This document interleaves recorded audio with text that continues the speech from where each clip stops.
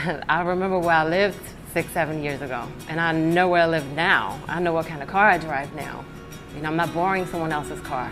You know, I'm looking at getting a third car and buying my son a car.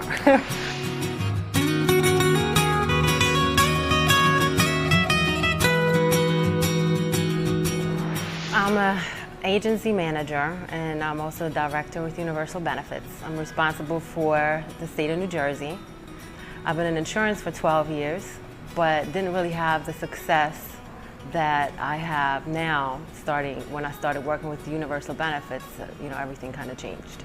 I went to one of their opportunity meetings that they were having, and I heard what they were doing and what they were talking about, and it sounded really exciting. I think at my third meeting, Mr. Wilson pulled me to the side and he said, "Hey, young lady, are you already enrolled with us? Like, what's going on? You keep showing up to our events." And I said, "No, I don't quite understand the pay structure, so, you know, I'm gonna keep coming until I get it." And he sat me down, he broke down the numbers, he asked me, "Well, how much business did you write last month?" And I said, "Well, I had a pretty decent month. I was a top producer with another company at the time." And he just showed me how much money I missed out on. And that convinced me, you know, to go ahead and sign that contract.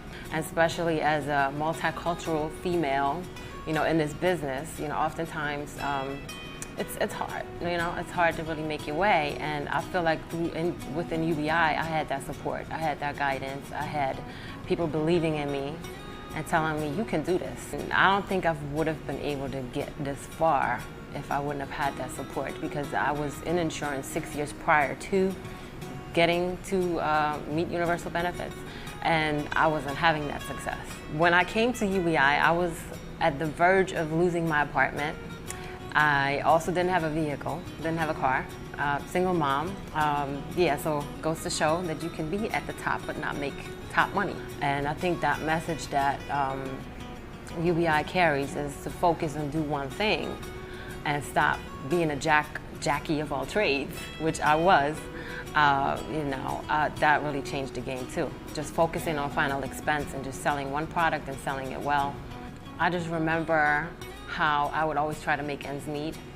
You know, being a single mom and having my family live in Europe and not having the support system or backup system or way to, you know, say, "Hey, help me out with this bill," or whatever. You know, I kind of burnt all my ships and I jumped all the way in and committed 1,000%, and failure was never an option. And I think that mindset got me, you know, to where I am today. Of course, meeting the right people and partnering up with the right, you know, folks and so on. I was able to put my son in college in England, and I paid for it.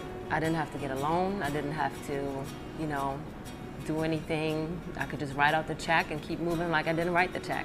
Where I am with my team, my group, understanding that, hey, we have just scratched the scratch of the scratch. And that on the road from where we are now, doing $200,000, $300,000 a month in production to $2 million, there's going to be a ton of people that are just flat out going to get rich. And that's what I'm really excited about right now.